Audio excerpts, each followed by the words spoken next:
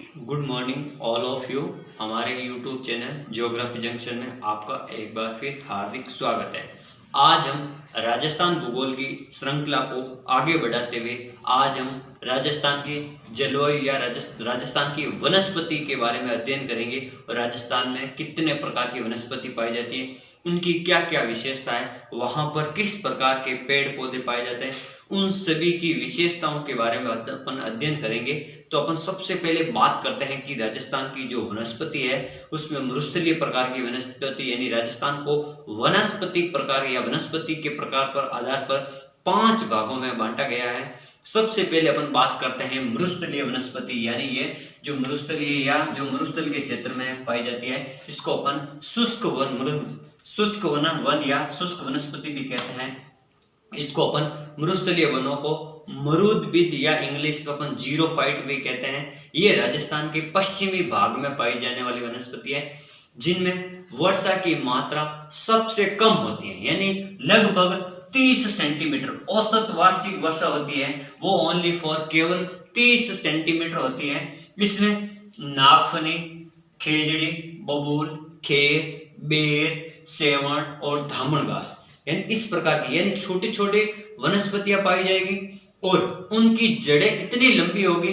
क्यों इनकी जड़ें लंबी होने का मुख्य कारण है कि जो मरुस्थलीय क्षेत्र है वहां पे जो पानी की मात्रा बिल्कुल कम है और अधिक गहराई में पानी की मात्रा होने के कारण पेड़ उन पानी की मात्रा को पाने के लिए अपनी जड़ें को और ज्यादा बढ़ा देते हैं। और जो मरुस्थलीय क्षेत्र है वहां की जो पेड़ों की जड़ें तो लंबी होती है लेकिन पत्तियां बिल्कुल छोटी छोटी होती है। इनके पत्तियों के छोटे होने का कारण क्योंकि अगर बड़ी पत्तियां होगी पेड़ पौधों की तो जो जल की जो वाष्पन क्षमता है जो मरुस्थलीय क्षेत्र में अधिक होती है, इसलिए पेड़ अपने जल की मात्रा को बचाए रखने के लिए अपने पेड़ों की पत्तियों को छोटी रखते हैं ताकि सूर्य की कम से कम किरणें पेड़ों की पत्तियों की जल की जो वाष्प की मात्रा है उसको कम से कम ग्रहण कर सके या कम से कम अवशोषण कर सके। इसलिए वहां की जो पेड़ों की जो जड़ें तो लंबी होती है लेकिन पत्तियां छोटी होती है और पेड़ भी छोटे छोटे प्रकार के होते हैं, ज्यादा बड़े नहीं होते हैं। अपन अगली बात करते हैं कि जो ये जिले हैं मरुस्थल में जैसलमेर, जोधपुर, बाड़मेर, बीकानेर, नागौर, चूरू, गंगानगर और हनुमानगढ़, इन सभी जिलों यानी जो राजस्थान का पश्चिमी भाग है यहाँ पर मरुस्थलीय प्रकार की शुष्क वन या मरुस्थलीय प्रकार की वनस्पति पाई जाती है। अगली बात करते हैं अर्ध शुष्क या उष्ण कटिबंधीय मरुस्थलीय यानी दोक वन। इस प्रकार की जो मरुस्थलीय वनस्पति है, इस प्रकार की अर्ध शुष्क प्रकार की वनस्पति है, वहां पर वर्षा की मात्रा 30 से लेकर 60 सेंटीमीटर के बीच होनी चाहिए। कितनी? 30 से लेकर 60 सेंटीमीटर बारिश जहां अर्ध शुष्क या उष्ण कटिबंधीय वनस्पति पाई जाती है जिनको अपन कहते हैं दोक वन। यानी राजस्थान में जहां रोहिड़ा वन, दोकड़ा वन, यानी अपन कहते हैं राजस्थान में सर्वाधिक क्षेत्रफल पर जो वनस्पति पाई जाती है, जो वन पाए जाते हैं वो दोकड़ा प्रकार के वन पाए जाते हैं। जैसे अपन बात करते हैं पूर्वी राजस्थान के जिले अरावली के उधर वाले और उत्तरी राजस्थान के जिले, और जितने भी वन क्षेत्र है उनका लगभग सबसे ज्यादा वन जो पाए जाते हैं वो उष्ण कटिबंधीय प्रकार के वन है। और उनमें भी राजस्थान में मुख्यतः अगर एक वन की बात की जाए तो दोकड़ा वन है, राजस्थान में सर्वाधिक क्षेत्रफल पर पाया जाने वाला वन है। इसकी अपन बात करें तो ये जो अर्ध शुष्क प्रकार या उष्ण कटिबंधीय वनस्पति जो प्रकार है वो लगभग कुल क्षेत्रफल के जो वन है उनमें से 52% क्षेत्रफल पर ये वन पाए जाते हैं। अगला बात करते हैं अपन उष्ण कटिबंधीय तीसरा वन यानी उष्ण कटिबंधीय शुष्क या अपन कह सकते हैं मिश्रित पतझड़ वन। उष्ण कटिबंधीय शुष्क वन या इसको कहते हैं मिश्रित पतझड़ वन। यहाँ पर ये लगभग 28% यानी 28.38 यानी 38% भाग पर 28.38% भाग राज्य के कुल क्षेत्र का 28.38% भाग है जो आपके उष्ण कटिबंधीय शुष्क या मिश्रित वन पाए जाते हैं। और यहाँ पर औसत वार्षिक वर्षा 50 सेंटीमीटर से लेकर 80 सेंटीमीटर तक पाई जाती है। 50 सेंटीमीटर से लेकर 80 सेंटीमीटर तक औसत वार्षिक वर्षा पाई जाती है मिश्रित पतझड़ वन में। इनकी जो वन है इनमें जो वनस्पति है जैसे आम, साल के पेड़ हो गए या बांस, मुख्यतः आम के पेड़, साल के पेड़ और बांस के पेड़। जैसे ये उदयपुर, चित्तौड़गढ़, बांसवाड़ा, राजसमंद, भीलवाड़ा, सवाई माधोपुर, जयपुर, अजमेर, भरतपुर, धौलपुर। यानी जो लगभग आपका जो ये दक्षिण राजस्थान वाला भाग है इसमें, और कुछ क्षेत्र जयपुर, अजमेर, भरतपुर, धौलपुर, यहाँ पर ये आपके उष्ण कटिबंधीय या मिश्रित वन प्रकार के मिश्रित पतझड़ वनस्पति पाई जाती है। और जो ढाक या प्लास के वन है वो सर्वाधिक राजसमंद जिले में पाए जाते हैं। राजसमंद जिले में जिसके वन पाए जाते हैं। पहले अब अपन बात करते हैं बांस की। जो बांस वनस्पति है ये पहले एक घास का प्रकार थी, लेकिन अब इसको घास यानी घास के प्रकार से इसको हटा दिया गया है। इसकी विशेषता अलग है। इसको कहते हैं आदिवासियों का हरा सोना। बांस को क्या कहते हैं? आदिवासियों का हरा सोना। फिर अगली बात करते हैं जो आपका चौथा प्रकार है शुष्क सागवान प्रकार की वनस्पति या शुष्क सागवान वन। वहां ये राज्य के कुल क्षेत्र के 6.85% भाग पर पाया जाता है। राज्य का जो टोटल क्षेत्रफल है वन का क्षेत्रफल उनमें से ये पाए जाते हैं 6.85%। और यहाँ की जो औसत वार्षिक वर्षा है शुष्क सागवान वनों के लिए वो है 75 से लेकर 110 सेंटीमीटर तक की बारिश पाई जाती है। यहाँ पर जो पेड़ पौधे हैं वनस्पति है जैसे आम मुख्यतया, महुआ, तेंदू, साल, खेर और बरगद के पेड़ यहाँ पर मुख्य रूप से पाए जाते हैं। जैसे इनमें जिलों की अगर क्षेत्र की बात की जाए तो बांसवाड़ा, प्रतापगढ़, दक्षिण उदयपुर, बारा, डूंगरपुर, सिरोही, यानी इन जिलों में यह वनस्पति सर्वाधिक पाई जाती है। और सर्वाधिक सागवान के वन है जो बांसवाड़ा क्षेत्र में पाए जाते हैं। सर्वाधिक सागवान के वन कहाँ पाए जाते हैं? बांसवाड़ा क्षेत्र में पाए जाते हैं। अगली अपन बात करें तो राजस्थान में जो पांचवी यानी उपोष्ण कटिबंधीय सदाबहार वनस्पति है इनमें इनकी क्या विशेषता है? यानी ये राज्य के कुल क्षेत्रफल का 0.39% सबसे कम ये वनस्पति पाई जाती है। उपोष्ण कटिबंधीय सदाबहार प्रकार की वनस्पति। तो ये राज्य के सबसे कम भाग 0.39% भाग पर पाई जाती है। और इसके लिए सर्वाधिक वर्षा की आवश्यकता होती है। लगभग 150 सेंटीमीटर की बारिश होनी यहाँ पर जरूरी है।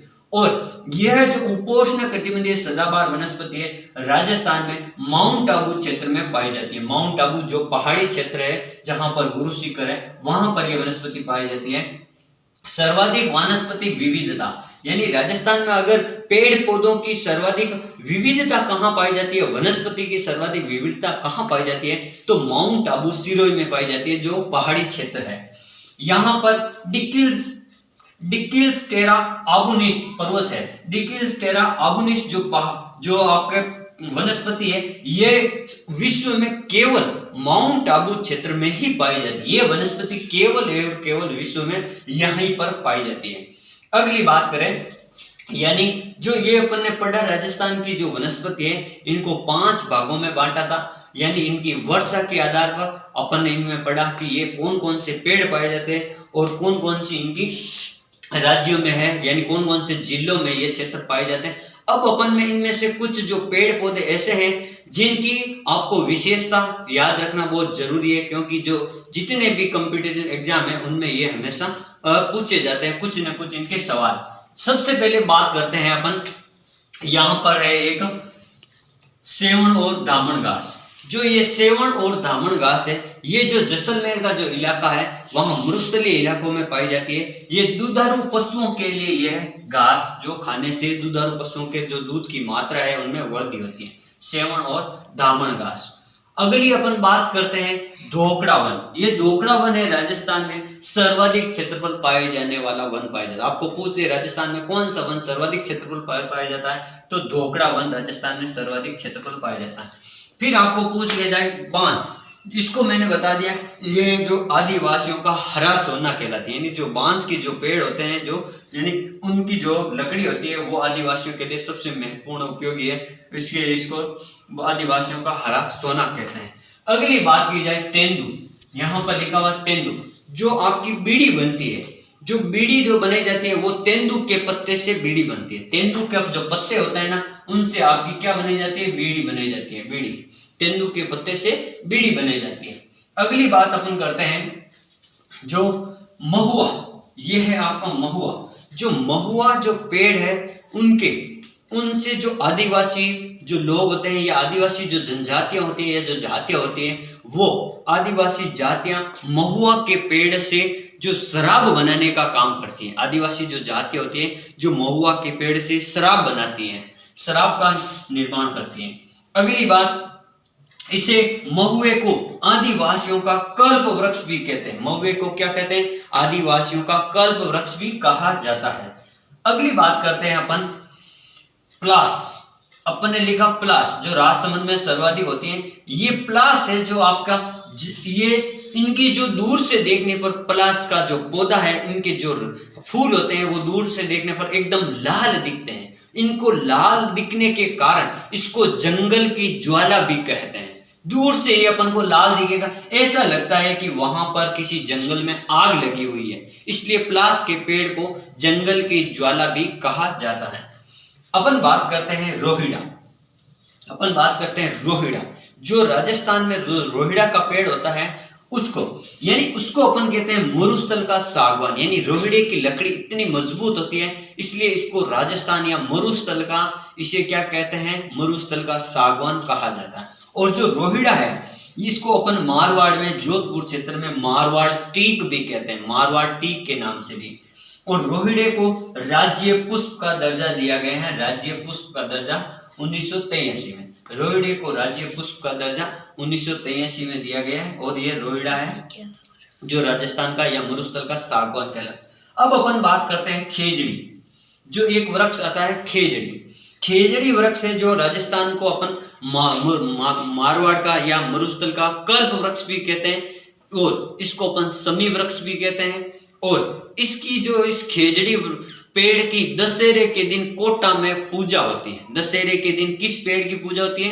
कोटा में दशहरे के दिन खेजड़ी की पूजा होती है।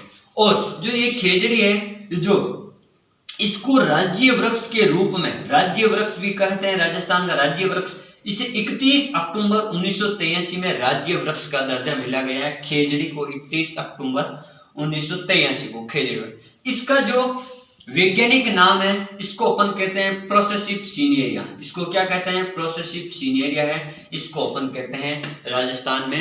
खेजड़ी का जो वैज्ञानिक नाम है प्रोसेसिव सीनियरिया। और राजस्थान के लिए खेजड़ी जो वृक्ष है शेखावटी क्षेत्र या नागौर क्षेत्र में सर्वाधिक पाए जाते हैं। इस प्रकार अपन राजस्थान की वनस्पति का पार्ट 2 पढ़ेंगे, उसमें अपन और इससे ज्यादा विस्तृत चर्चा करेंगे। प्रशासनिक आधार पर वनों को कितने भागों में बांटा गया, किस जिले में सर्वाधिक वन है और किस जिले में न्यूनतम वन है, इस आधार पर अन्य विशेषताओं के साथ में अपन पार्ट 2 में पढ़ेंगे।